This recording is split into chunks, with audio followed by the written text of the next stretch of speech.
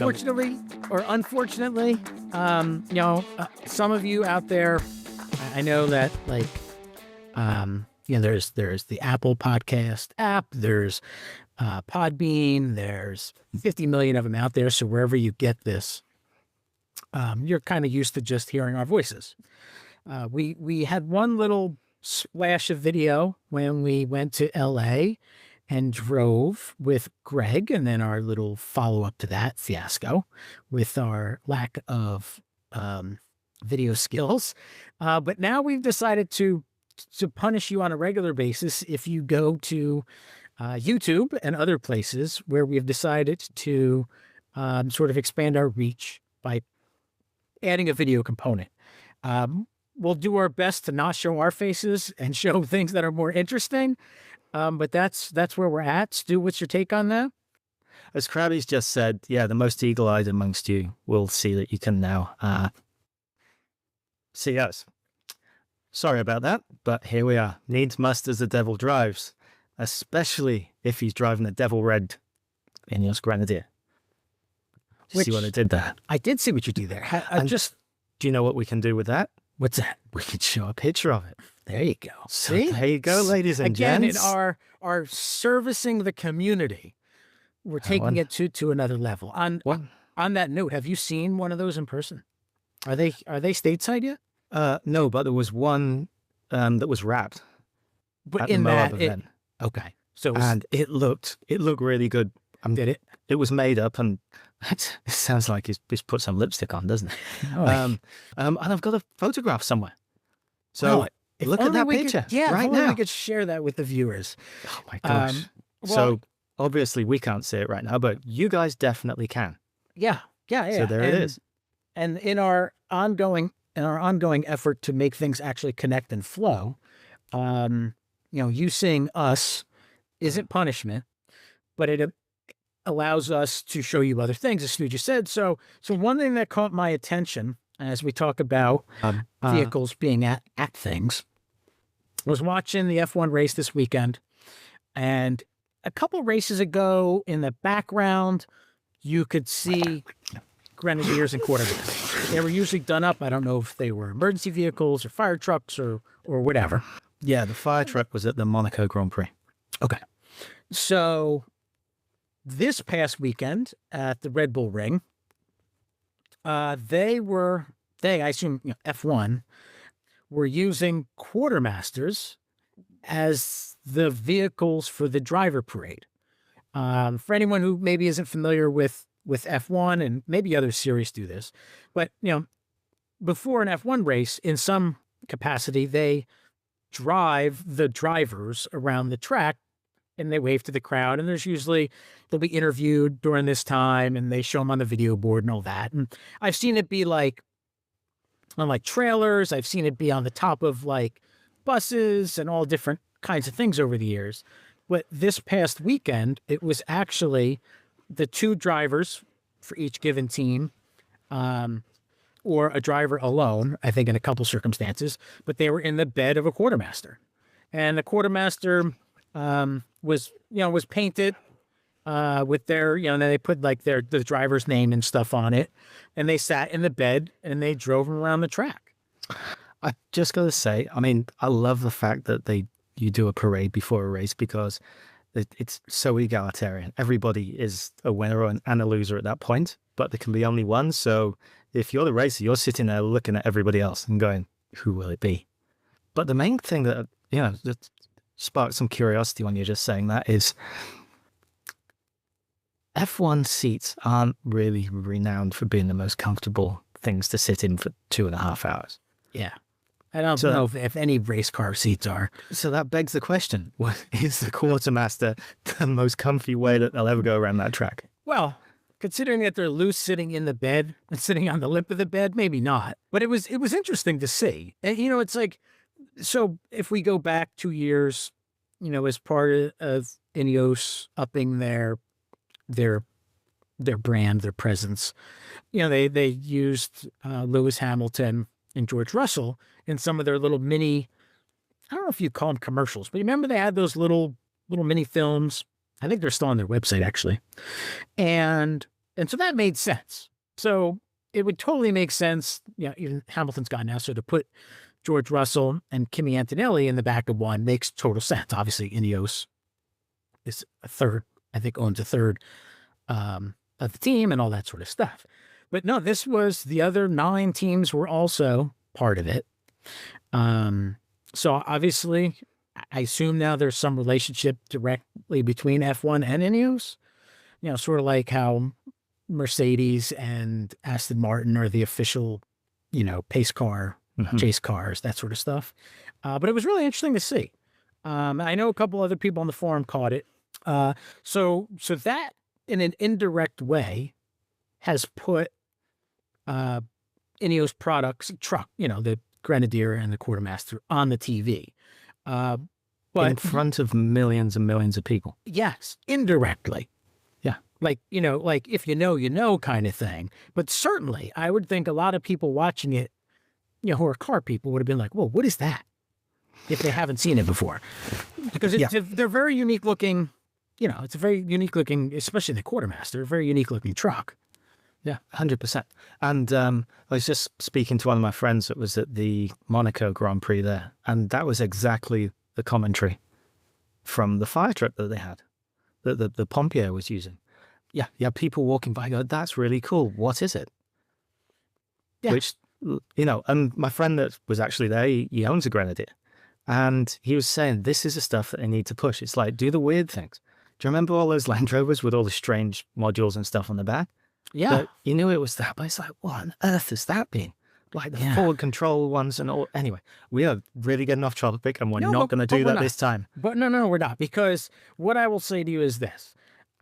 Take that, that's that unofficial advertising. It's the same thing with why college sports teams get free uniforms from Nike, because when you're on TV, you see a swoosh a million times, even though you're not. So you're advertising without advertising. And I think super passive. Yeah. And I think you could make that case or use that as an example what they were doing at the Formula One. But they're also starting to actually do commercials. And, I know you mentioned one earlier, the one you saw yesterday? Yeah, that was last night. I was watching Clark. I was feeling a bit homesick because as some people know and some people don't, it's like, I'm not American.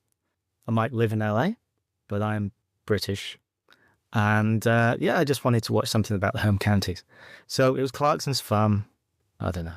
Which is fantastic. I love it. Absolutely love it. But anyway, you can go and watch it yourself. It's on Amazon. I don't need to give Mr. Bezos any more of a plug because he has enough money. But the main thing was the Grenadier commercial came on. I think I saw it 4 times. And this is on a random account, so it's not dialed into what I like to watch and all the rest of it, apart from the algorithm knows everything. And it was the one where the lady's driving and they go through and they're in the desert in Arizona, and there's a bit of drone shots and the vehicle drives by. It's about 25 seconds. And it's pretty cool. I think her sidekick was OLJ on that one. Oh. And they did they had a fun time apparently. But it just struck me, it's like that's the first time I'd seen the Grenadier advert on mainstream TV. Yeah. Or streaming mainstream. Yeah, it's a blurry line now. It's a blurred ambiguity now, I suppose. I still use the term TV as well. The first commercial that I saw, I don't even remember what station or stream or whatever, was that really sort of weird CGI-ish kind of one where you were like underneath the truck, and then you were, the one I'm talking about is really, really dark. It had a bunch of words flashing on the screen. Oh, the moody one. Yeah. Okay. Is that it? Okay. All right. So we'll cut to that one right now. Yeah. That was a terrible transition. We're going to have to get better at these transitions because that was so clunky. Yeah, that's okay though. It was like going from third into second on a Grenadier. Yeah, but that's all right. That's all right. Yeah. So that was the first one that I saw, or that I remember seeing. But I've also noticed, so besides the, that one, and then what you saw last night on Amazon, which is, I mean, I don't know the viewing numbers because Amazon doesn't doesn't release that sort of stuff. But I would imagine a lot of folks watch that program, Clark's Farm. Now, I don't know if that ad was shown if they were streaming it back in the UK, but certainly in North America, I'm sure that show has a pretty decent following. I would imagine, having said that, it's much more targeted advertising, I would imagine, or the ability to tailor it is much more capable. I don't know if that even makes sense, but I mean, it knows that you're watching a show about a dude that normally writes about cars. right. And maybe it's just making that leap. Who knows? But the interesting thing was with one of the segments, it went straight from, let's call it the rustic ad in Arizona that INEOS had put together.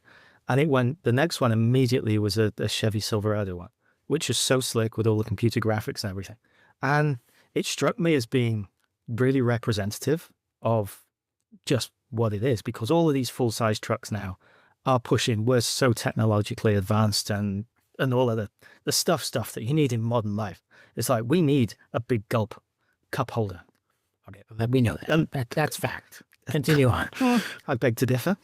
And anyway, we'll not open that Pandora's box. No. But the main thing was, as I say, it struck me, it's like that was pretty slick. And then the INEOS one was just a little bit more rustic. And I think, quite frankly, true to cause, because that was the whole idea of the vehicle. Yeah. And I think in some ways you could make that, I mean, it's a big leap, but like you could kind of make the comparison between our little world right here and the big polished, commercial podcasts, where it's kind of a down home thing, where you strip it back to its basics, and it's just a couple people talking. And that's where I think as a product, it still comes down, and I know I harp on this, who's the target? So if you remove the price, which you really can't do, I know. If you remove the price, who is that target for INEOS? And that commercial makes it seem like it's more like us than you would see on, let's say, a G-Wagon commercial, where they show I saw a G-Wagon commercial. Was it for an AMG 63? Oh, yeah. It was going at it. I mean, it looked great. Yeah. Well, yeah. They are nice looking, but with 22-inch or 24-inch rims with super low profile tires, they're not really dressed for work, if you will. Well, I mean, look at any Land Rover. Well, yeah. Well, we're not getting off topic. No, but we are. Pulling it back. Pulling it back. But okay, so since we're talking about advertising and we're talking about Land Rover, even though we don't want to talk about Land Rover, that's a whole nother marketing campaign. Yes, it is. Which we also have a copy of. Yes. So the people know, or they might not know, there were some like print ads that were taken out and things like that.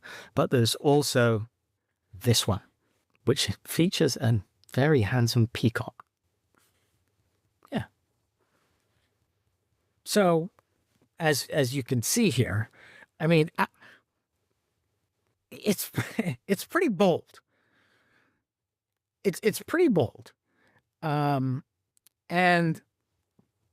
I think that if you could go back in time, and if you drove, you put that poster in the back of your truck, and you drove through Sully Hill, 30 years ago, I think the chance that they might come out and play would have been much higher than it is today. I doubt it, because they've probably been on strike. Well, yeah. Point being, it would be very interesting. Yeah, strike. It would be very interesting to see if you, not that you could, but if you could take a Grenadier onto the proving grounds at Sully Hill, which I've been on. I've done. That'd be really interesting. What would be fun is to see, can you take your own vehicles to Eastnor Castle? I highly doubt it. I am not sure. Maybe. Can you imagine? I bet you there's a massive disclaimer, and then there's a big, like, bold, flashing red letters at the bottom. It's like, you will not set foot here. None shall pass. Yeah, none shall pass. It's interesting ad campaign. Um, It is. One thing that struck me is, okay, so it is tongue in cheek, but I was there and I'm looking and I'm like, the mud.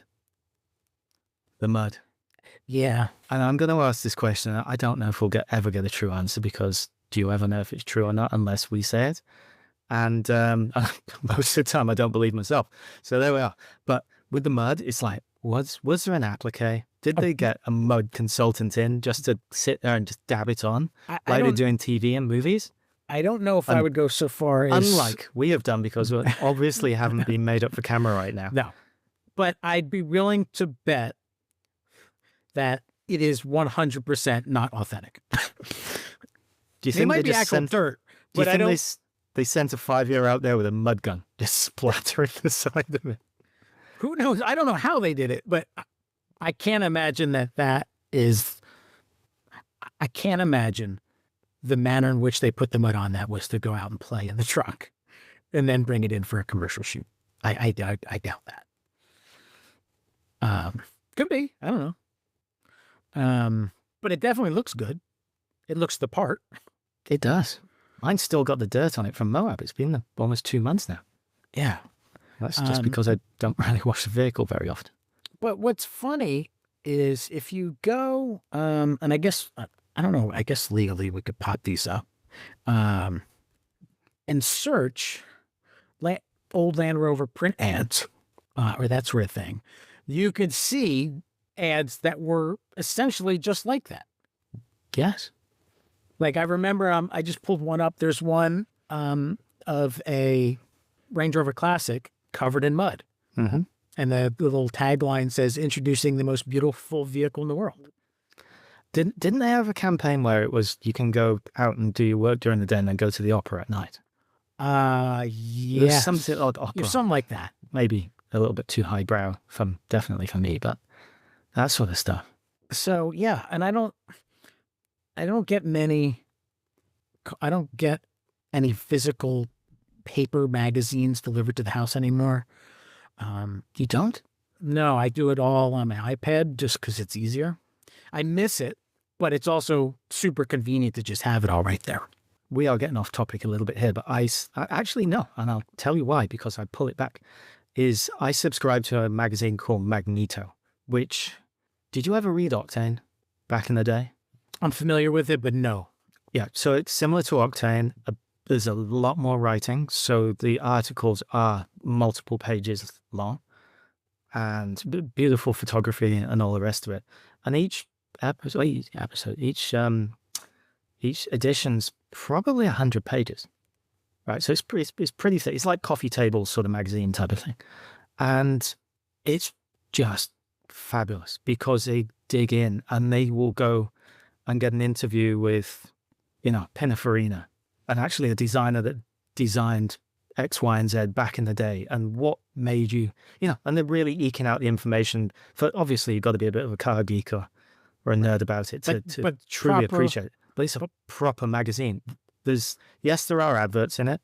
They tend to be full page and not as many as some of the publications that we see, which are ad heavy now. Yeah, well, you have to be. Top down. I mean, from a financial standpoint.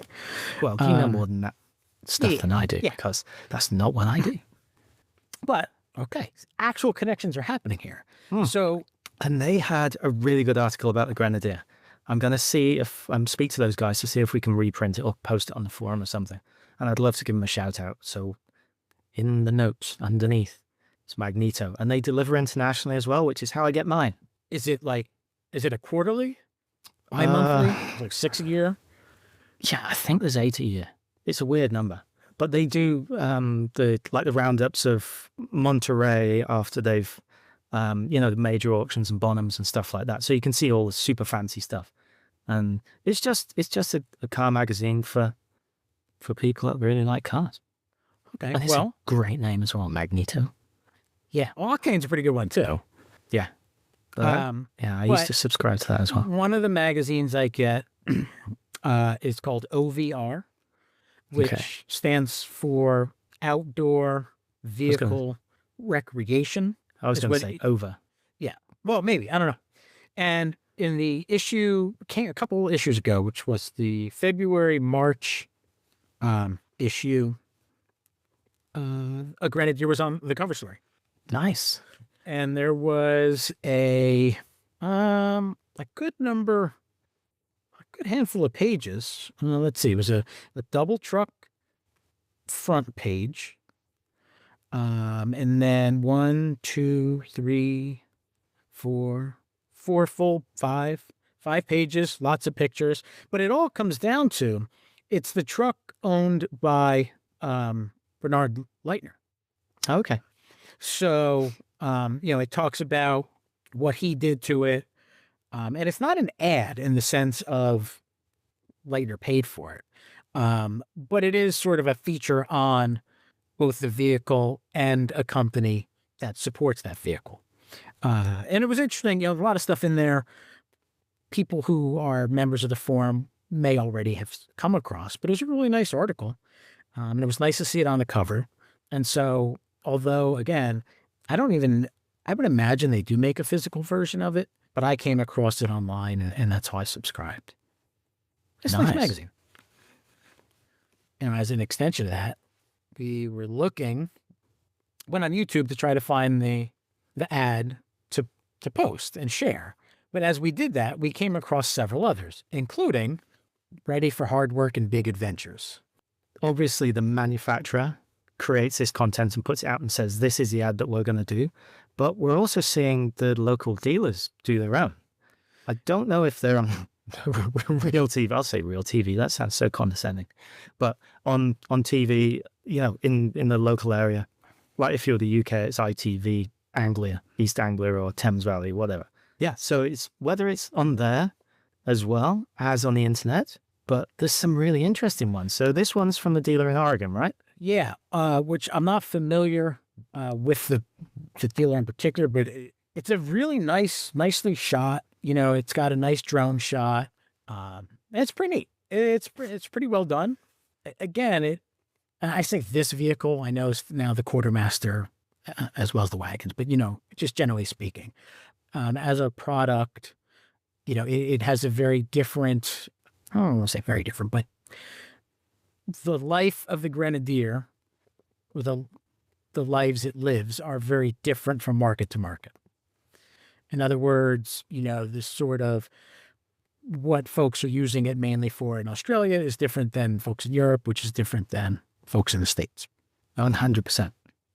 I mean, I was on a conversation earlier this morning and it was quoted, it's like the Grenadier is only pitched at the Horsey set in the UK. And I said, perhaps, but that doesn't exist in North America because if you own racehorses, you don't pull them yourself to the races. Right. That's done by staff. And the person who's doing it has an F350 dually. That's right. With the fifth wheel and a big trailer and a cup holder for a big gulp. Correct. 2 big gulps. Regardless of whether they use it or not. But so, comes back to the markets and what the vehicle's for. And we see with the release of the Quartermaster and then the chassis cab version in Australia, they'll put their camper wagon canopy things on the back of it. There's obviously a proper term for that, and I am blanking right now. But these things happen on live recorded video podcasts. And then you've got the European guys. You see that one where they're turning it into basically a 2-door with a flatbed behind. Yeah. Just gives you even more space. And what's interesting, and I know we do at time reference other podcasts and YouTube types, but we have to because this one's so thin. Well, I'm sorry to burst that one remaining bubble. I imagine some folks, there's definitely a lot on the forum who are familiar with a guy called Ronnie Dahl. He had a 6-month loaner wagon. Oh, he did? Okay. He did, and he customized it, did a lot of stuff to it, but it was a loaner. Mm-hmm. And then, but he's historically, up until 2 years ago when the Grenadier came out, is a Toyota guy, 70 series Toyota guy. And he came out with a video last couple days. He went and at least presents it as out of his own pocket, actually bought a Quartermaster with the intention of building it up as to replace a 70 series Land Cruiser yeah, as the replacement. And one of the big, I don't want to use the word knock, but a big change that they made with the 70 series was they went to a small 4-cylinder turbo engine as opposed to the V8s that they used to be able to get. So that was, part of the sort of change when they did the facelift last year on the 70 series. Well, it's that thing of it. I mean, however way you swing it, the engine's going to be more highly strung. Yes. Like that's and that's a complaint that I've heard about the Prado Land Cruiser. And ignoring looks, the Lexus version, you can get a V6 in. So why would you not? I mean, I don't know what the price difference is, and I think the front end of the Lexus one is horrible looking, but I'd much rather have an underworked V6 than an overworked 4. Yes.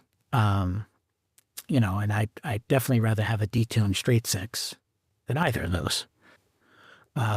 Which fortunately that's what we have. Well, they're being retuned, which is exciting because if anybody can see what I'm wearing now, it's all about power and torque. So I'm really looking forward to when people start, let's just say, releasing the untapped potential in the Grenavision power plant. Plenty of. If you go by folks who have that engine in Toyotas and the BMW, the Z3, Z4, that'll be the Z4. Yeah, Z. So that's interesting. You're gonna learn one day. that's somebody who is very, very popular in the overlanding YouTube world as a Toyota person to make that switch. Yeah, and to build it up, he's obviously going to get some sort of sponsorship or discounted parts because that's how that entire ecosystem works. But it doesn't negate from the fact that he bought one of these things, assuming the reports are true. Yeah, well, I mean, they showed him in the dealership in the video. It wasn't like he just showed up. Wasn't like the opening shot was him in the middle of the Outback. It was him in the car and then getting the keys from the guy with a massive stack of cash, just handing it over. Like, this is for you. So, not that Ronnie Dahl actually speaks like that. No, but yeah. Apologies, Mr. Dahl. Yeah, and I'm sure when he's watching this, he'll be thinking, "Wow, I'm glad I got a shout out from those guys. Those guys are really good. They're reading. Their 3 viewers just boosted by." Do you think we're up to 3 now? Well, there's me, you. You just said it. We've gone from listeners to viewers. Yes. Oh, that's true. Yeah, that's colonialism right there. It is. So that's interesting, and if they do manage, I know one of the things that they talk about in Australia is the payload capacity, and now they're starting to spec, or other companies, heavier payload so you can get a higher certification, and then all that stuff. I would imagine he's somehow going to be tapping into that too. Yeah, those are the things that people tend to ignore in North America. Well, yeah, absolutely, 100%. Just imagine how up the Swanee you would be with yours. Oh, with the wrong sticker on it. With the wrong sticker. So if anybody from INEOS is listening to this, Krabby still has the wrong load rating sticker on his vehicle. How long have you had this now? I got it the second week of February in 2024. Okay, so your sticker's still in batch and hold. It's it's on back order. They're still saying that? That's what they say. I reached out on last Tuesday to your new dealer.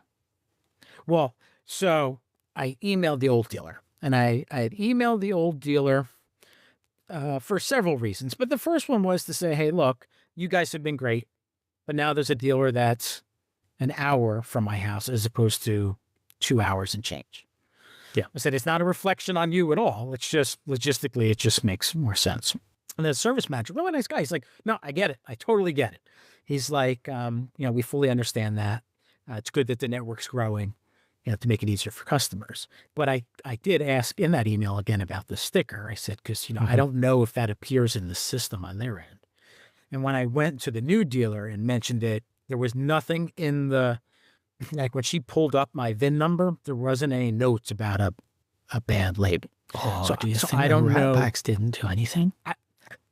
No, I don't. I do think they did something, but I think it was probably an email or phone call. That's a warranty claim. Yeah, you would, right? It I don't know. should be raised as a warranty item. Yeah. I would So have I don't know. hoped. It's a fundamental thing because you're really going to have to get on a diet. Otherwise, you're going to be overloaded in that vehicle. Well, But no, you can weigh 19 pounds or something, right? well, no, I'm a pretty lonely person. So if I just wear shorts and a t-shirt and just stay alone, I think I actually fit in there in what's legally available. But you according to that can't have sticker. had breakfast. No. And a quarter of a tank of fuel. Well, which isn't very much to start with. Well, it's a quarter of a tank. That's a Definitely small in the tank. red. Definitely in the red. Yeah. Which you can hear from a mile away. Yeah, that bong definitely wakes them up. I don't relate it. And I say related because we've been kind of made fun of it in an earlier episode. But someone today, we discussed that INEOS headquarters has moved from North Carolina to very northern New Jersey. And Is that so far north that it's basically New York State? Yes, it's probably 10, 12 miles at the most, looking at the map. Yeah, it's crazy to me that, and this is just obviously been somebody that's not from this country, that you call it a border. Because for us in Europe, a border, it's like a hard thing between two nations. That whether that's just in the vernacular or that's a real term, you can see it makes me laugh. I find it funny. Okay, but how are counties separated? Like, how do you know if you're in the Cotswolds or Yorkshire or on a map? It's a border. There'll be like a line, and then there'll be a welcome to Somerset. You're going from Devon, and if you live in Devon, you'll see, and on the other side of it, it'll appear like a desert because some of these places you don't like your neighbor. Well, but in this case, if you stay on the Garden State Parkway, and then you get to the line, the quote-unquote line, the border, then when you cross over, there's a sign that says, welcome to New York. Does it immediately turn into potholes? 100%. Are they ones that the Grenadier just glides over? Well, if you go fast enough. I was waiting for you to say, I've never ventured over there. Yeah. People are strange in those parts. It's, it looks like it's, an hour. It'll take just shy of 2 hours to get there from here. But apparently it's supposed to be a snazzy, state-of-the-art, showroomy kind of thing when they're done with it. Yep. I don't know. And what's the dealer's name? I think it's just their headquarters. Oh, gosh. I thought you were talking about your dealer. No. The dealer that I went to is Freehold INEOS. See how we just pull things back. Oh, well, you know what? It's good time to mention this. So I know I did put it on the forum. We can pop up some pictures because we can do that now. Some of the trucks have been making a tour where they're at a dealer for 2 weeks or whatever, and then they go to a different dealer. So I was able to see in person the truck on the portals that was out front of this dealership. The clown truck? Yep. The cartoon truck. Well, yeah. The clown truck, yes, the cartoon one. You saw, was it the pickup? Oh, sorry, Quartermaster? Or was it a Grenadier? No, it was Grenadier. A Grenadier, not a Grenadier Quartermaster. Quartermaster, correct. And then they had an Arcane Works one in this that green's nice. Green. Yeah, it's like olive, but a little flake to it. Like it looks really good. It looks really nice. For those that haven't seen it, it's a really nice paint color. Yeah. And I like what they've done inside. And I love the fact that there's a dark headlining because mine's already been childrenified. Yeah. So that color's never coming back. No. And from what I understood, someone said it along the way. It's a really hard headliner to clean. Yeah, I may sometime down the line, because is it 2 or 3 pieces? I can't remember. Doesn't matter. But the cargo bay is its own piece. So I may some point down the line change that for a dark one when it gets absolutely trashed and keep the cabin as a light one. But that's a good idea, actually. Yeah. See, that's smart thinking right there. But that is kind of it'll come down to money sort of thing. Like I would absolutely love to change the whole headliner to make it the darker one because I think it'll look better. Considering the little clip on the door handle, yes, on the BA trim, for the A-pillar is, I think it's like $76. How much do you think a headline is going to be? Well, someone just posted today that 76,000. they need to replace a safari window. Oh, and it's no. over $2,000. $2,100, they said.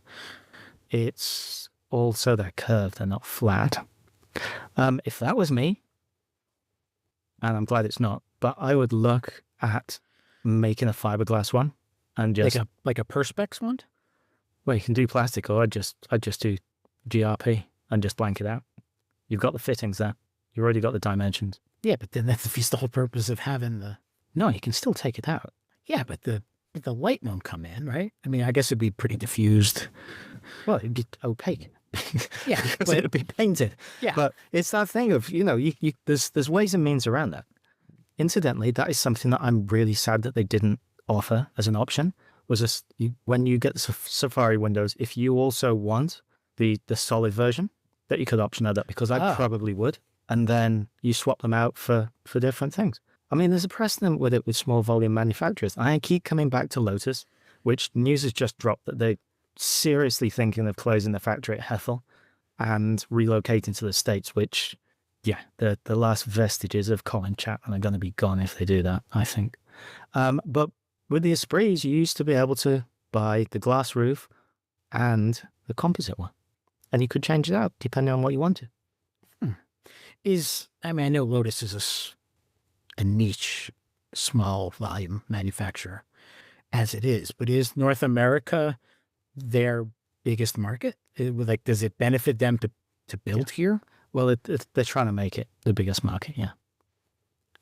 It was back in the day. UK used to be back in the day, and then obviously taste change. Yeah. Well, right. But yeah, they're looking at moving lock, stock, and barrel, which is end of an era. The British motor industry isn't what it was. No. Not that I'm an expert by any means, but it's like all the British stuff isn't owned by British anymore. I mean, JLR has an Indian owner. Rolls-Royce is BMW. Bentley is VW. Yeah. McLaren is... British, but Saudi-backed. Or Saudi-backed. Or UAE or Dubai. Yeah. One of the Gulf states. Yeah. But did you ever know, and sorry, we're getting off topic, but it's niche manufacturing, which is still key. Marcos. Did you ever know Marcos? It's funny you say that. They're back. Yes. And I only heard that word on another podcast the other day who was talking about it. I had never heard of that before. Because they were competitive in Le Mans back in the day. I mean, those guys were in it. And there's the obviously very rich financier that's come in, and he's a British guy, and he's back in Marcos, and he's bringing it back to life. And he bought all the assets and the heritage stuff as well. And he's vowed to keep the brand going, which, can you imagine that? The undertaking is astronomical on that. I'm sure. But but you know what, though? I mean, look at Lawrence Stroll. Mm-hmm. He made that commitment into Aston Martin, who bounced around a little while. Ford owned them for a while, and then whoever. So that's kind of a big deal. Trying to keep that British, but really, I mean, so much of it has been now owned by the outside world. I just want to give a big shout out for Ford with that, because they dragged Aston Martin and Land Rover and Jag into the 21st century, even though they sold it before. But they quality control and upgrading us, just componentry, and BMW had a hand in it as well. But without those guys, it would still be, let's just say, a bit too eccentric. And if you look just with Jag, the JD Power rankings have just come out, and for anybody that's not in the States and not a supercar geeky person, those are the ones for reliability on customer feedback. And the Jag is behind Lexus and Toyota. They're number 3 or number 4. Do you know which one's at the bottom? I could take a guess. You're going to be shocked when I tell you. One of their stablemates? Audi. Really? Audi slumped. I'm sure it's either at the bottom or very, very, very close to it. Audi. Wow. For problems with so many thousand vehicles delivered. Maybe Jaguar are so high up because they're like sold ridiculously limited offerings now 4 cars. that they didn't even make the 1,000, so there was 0 problems. But Could yeah, be. it's really That's- interesting. I mean, obviously, I I'm don't trying to- have. Trying to compare a sausage to a tomato there, which Well- are fundamentally different things. I don't have any nationalistic pride connected to any of those brands as an American. Just as someone who respects the brand, the heritage of Jaguar, That's Jaguar. Jaguar. But that pink fiasco that they unleashed a handful of months back, and we're only going electric, and we're doing this and we're doing that, was mind blowing. The only electric thing, okay, we'll see how that goes. I like the rest of it. I'm sorry, but there's something about the line of that thing. I'm like, I am in. I am so in. Okay, I'll accept that. But like, how do you throw away the heritage of? And I know I have these weird feelings about logos and that stuff, but like the Jag logo is classic, and now all of a sudden you're gonna make them jump the other way. Like that's changing the way it looks is one thing, but now you've completely. And I guess that's part of their thing, right? We're turning over a new leaf. We're shifting directions and all literally turning it around. But I don't know, man. Yeah, I don't know. We'll see. I mean, people get very. I mean, look at BMW. They've changed their logo so many times, but it's been done so subtly that you almost do not notice. And the same with Volkswagen. They keep reinventing it every 10 or 15 years. Yeah, but it still says VW.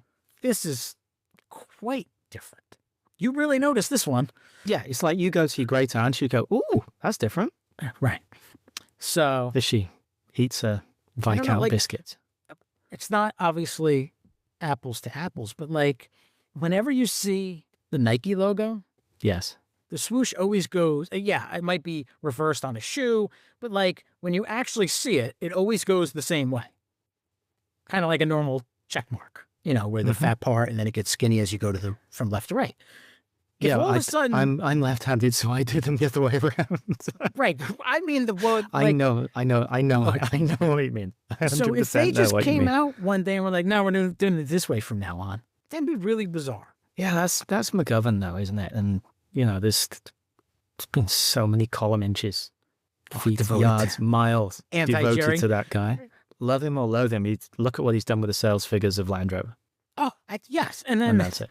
Right. And you're right. And people like me can bark and howl at the moon about how the new Defender is not a Defender and blah, blah, blah. But they always know what they're doing. They're selling 100,000 of them or whatever. It's like record-breaking sales. It's a great family vehicle. So, and that's it. Yeah. Well, as we touched on last time, Subaru are still hanging off the coattails of the WRX to sell vehicles to people. Yeah. So let Land Rover have their thing. Which, incidentally, pulls me back. And just see, you're going to like this. You're going to like this segue. Which pulls us back to INEOS creating their own legacy. Because there is none. There's just like Jim's story and as has been, let's say, painfully explained to people like me. It's like there's zero brand awareness of Sir Jim Ratcliffe in North America. Oh, yes. Close to zero. Yeah. So what they have done is they have their wildlife association. So obviously you could get the red chassis. You could get the grey one for the Rhino Trust. There's also, and this is where because we're in live on video and it's real because it's in color, we can show you this. It's called the Desert Lion Project.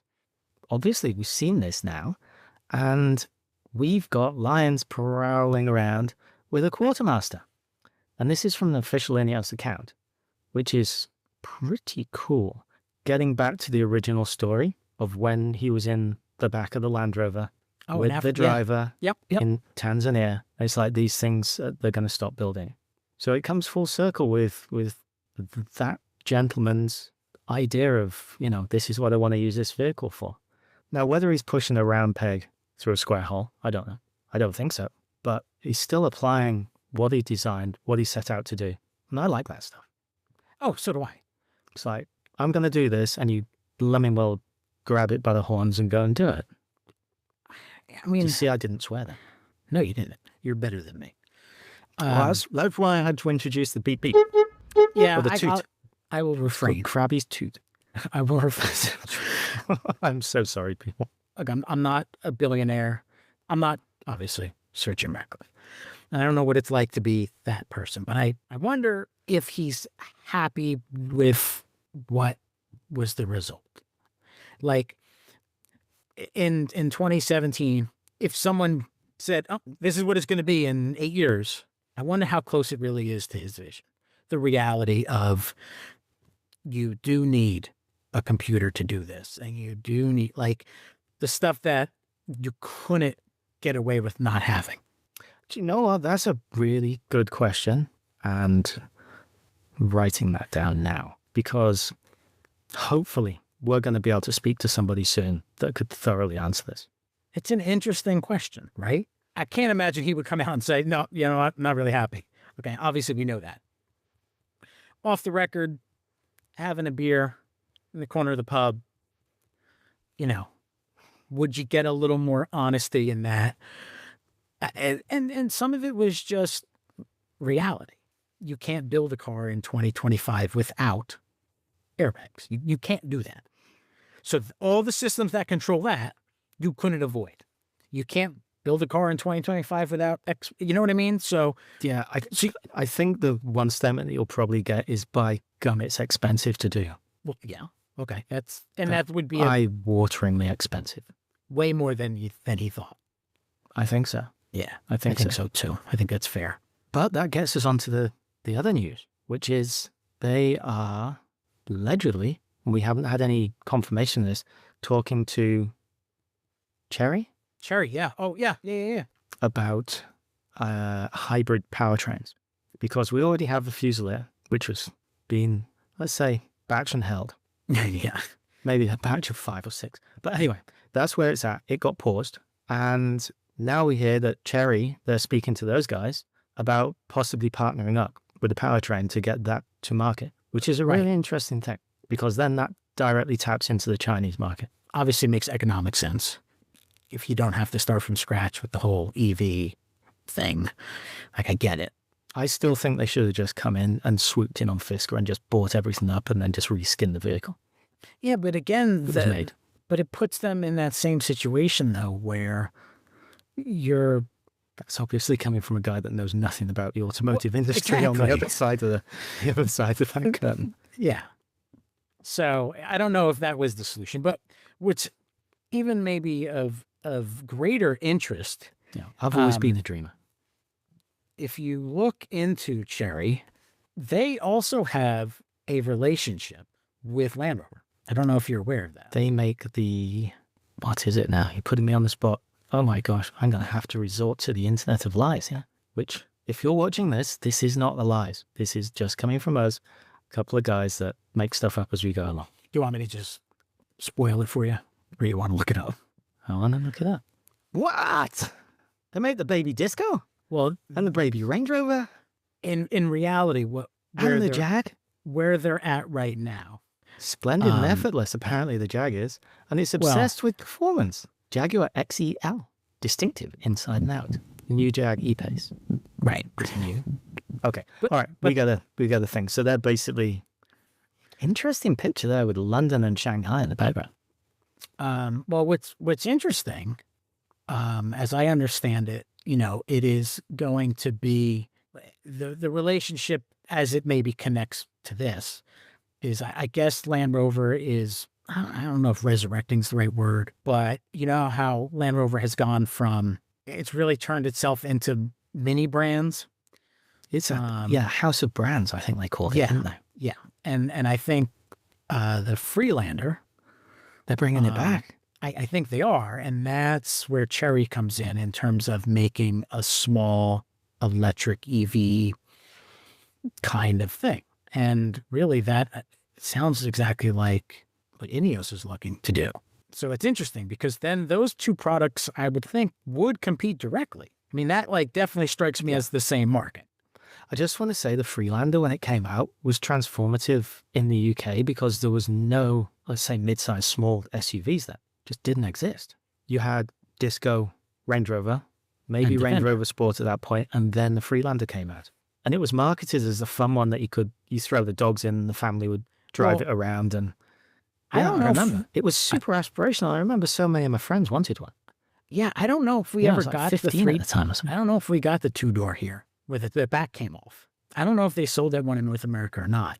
A big thing that came out of that, and it is something that you got that button in your Grenadier, hill descent control, Yeah. was invented because or for the Freelander because it didn't have a low range box. That's it. So that's a technology that has found its way into like doesn't pretty much every truck have that now? Do you think we could call it the first crossover? No. Look at the its first. size and what it is. No, if you want to talk real crossover, look at the AMC Eagle. That was a crossover. Yeah, but we're getting, know? you're getting too geeky for me now. Yes. This But seems like a deleted scene from Wayne's World. the reality is, though, it does interconnect. And I wonder how, I don't know. I don't know how to describe it. But like brand A and brand B compete against each other, but they both use brand C to make what they're selling. Like, does that cause a conflict of interest? Is it just weird? I mean, obviously Cherry doesn't care. I don't know. I think it's just a question of brother from another mother, to be honest. Yeah, as long as the bills get paid, nobody cares. Yeah. Well, they're obviously not complaining too much if they're Yeah. announcing it, and there's articles about this. So, Yeah, it's interesting though, right? but you could say the same thing for getting Steyr to develop the Grenadier anyway, when they already built the G-Wagon. True, very true. Yeah, you know what? It's kind of the exact same Same thing. asked Sir Jim, he's like, well, this is what we do. Yeah. Well, and the reality of that, they went to Magna because, in their view, Magna's the best at designing this stuff. Mm-hmm. So if that's how you perceive things, then yeah, I guess that does make sense. So I guess both Land Rover and INEOS say, well, and what we're looking to produce, this is the right place to go to. So I guess that does make sense. So we just answered our own question. Yeah, you like that? Wow. That's what an echo chamber. Yeah. Just and I'm 99% sure that I mentioned this last time we spoke, but the fact that Magna or that Steyr was involved with the first 4x4 system of the Fiat Panda, I find fascinating. I really do. Speaking of which, did you know that Alfa Romeo did a version of the Jeep? Of a Wrangler Jeep? A Jeep No, Jeep? but their own in early 1950s. Everybody's like, wow, we need one of those Jeep thingies. There was a Fiat one? No. Alfa An Romeo. Alpha. Alpha. Google No that way. bad boy. Alpha? Double overhead cam in 1954 or something. Wildly over-engineered, wildly unreliable. Typical Alfa Romeo. It's like, take my money now. I want one. Look at this. It's called a Matta. M-A-T-T-A. And for people that don't know, Wow. there it is. That's a cool looking little See? truck. I really like that. I've taught you something about crusty old four-wheel drives. I Well- never thought I'd see the day. Well, what's interesting, and again, and they all obviously copied the MB Jeep. Do you see the horsepower ratings? It's like No, 40 I'm just looking it's at pictures. I think it's 47 horsepower. But this is the Well, early 50s, and that was Yeah, normal that's what unless you were driving a Merlin. I think the Land Rover had 52, something like that. Yeah, well, that's Um, comfortably 10% more. Yeah. You learn something new every day. And the crazy thing about this, could you imagine if Jeep went after Land Rover, Alpha, Toyota and saying, well, that's the silhouette of our vehicle, like Land Rover did to INEOS? I mean, they all look exactly the same. Yeah, If you take your glasses off, you don't know which one's which. yeah. Because then you also had the Austin Gypsy, which I think we mentioned somewhere back. That was on an last time episode. around, I believe. Yeah. And then, Santana was building them under license, and then they kind of turned them into their own thing. And yeah, I mean, I think we did mention this, but that's how the FJ came about. They were trying to get a Jeep contract to build, post-war Jeeps in Japan, and things changed. And then they had all that research, and they just made their own thing. But I genuinely had no idea that Alpha made a little Jeep thing. There you go. We're going to have to start winding this session up because now we've hurt people's eyes as well as their ears for far too long. I was driving back from swimming lesson on Saturday with my kids, and they were like, "Dad, look at that. What's that thing?" And it was an FJ And it was obviously it'd be a resto mod sort of thing, let's say. I don't know how far he'd gone with it, but it looked super cool. And it was in the most spectacular blue, like this vivid electric blue. And yeah, he had the bench seats in the back, and I'm assuming it was his kid. Anyway, it was in the back and in the biggest smile. And he was looking out of the tiny little dicky window, just either side of the corner. Yeah. And Yeah. this kid was just smiling, and mine wound down the window, and they were both waving at him. And that was a touching moment. It was really sweet. Your dad drives something cool as well. Do you remember, and I say this, like it was a Nissan advertising campaign, but basically the campaign was Dogs Love Trucks. Do you remember that No. advertising campaign? No. Great campaign. And it showed, the one commercial, it showed the man driving one of the, I guess, like from the 60s. How long ago was this campaign? 5, 6, 7 years? All right, okay. But no, I don't remember that. And it showed this guy, and he was driving like a 1950s or 60s teeny tiny little Nissan truck. And there was a dog in the seat, and the dog was happy. And then they showed one from the 70s. And then one from, like, it sort of traced the history of Nissan trucks, but all through the fact that dogs like trucks. It's a great campaign. Speaking of which, and everyone's going to get really bored now, but we're going to talk dogs for a few minutes. Where do your two reside in the vehicle? Do you even let them in the Grenadier? No, they go in the Subaru or the Fit. Oh my gosh. So, as people may or may not know, I daily mine. Mainly because everybody said you can't daily this. So I flog it through LA traffic, and we talked about this before, and it does pretty well. And Mr. Chips used to reside in the cargo space, and he'd be sliding around because it's pretty slidey back there. It is. But now that I've got some seat covers on, he progressed to the second row. You know what's coming next, eh? Oh, yeah. And Now you have a co-pilot. yeah, I did a score on a couple of times, got to take him to the vets or doggy daycare, depending on, what's happening. And I come back one time, and he's literally in the driver's seat, just looking out the window at everybody. So it's like, come on, move. Come on, Mush. Next, you can be co-pilot, but you're not sitting there. So anyway, I was sitting in now, and I wound down the window a little bit. I'm like, oh my gosh, I've got seat covers, but is he going to scratch up, the perfect shelf to have your can of fizzy water? And he didn't. He's a pretty good lad in that respect. So it's, so it's normally it's Mr. Chips, that's the dog's name. But when he sits in the front, his name, we've decided, is going to be Monsieur Pomfret. Ah, because he's... Not only that, but the vehicle's made in France. I was just So going to say. this just again pulls it back, and this is how we roll. Literally how we roll. So I've got a dog now that is a bit of schizophrenic because I'm calling him by two names in a vehicle that was made in France, owned by a British company, and designed in Austria. Which is a great multicultural story. And I think I'm sure we've already said this, but it really does sort of help make our community so wonderful. Our community is global, and it really is a global vehicle. And you could say that, I suppose, on a lot of contemporary vehicles, because parts come from all over the world. It is certainly true of the INEOS. 100%. So, On that note, all right. we've made you deaf and possibly made your eyes bleed. Yeah. So until next time. We'll see you then. Well, we won't see them. They'll see us. Okay, you'll see us then. You'll see us. You'll have to see us. Sorry.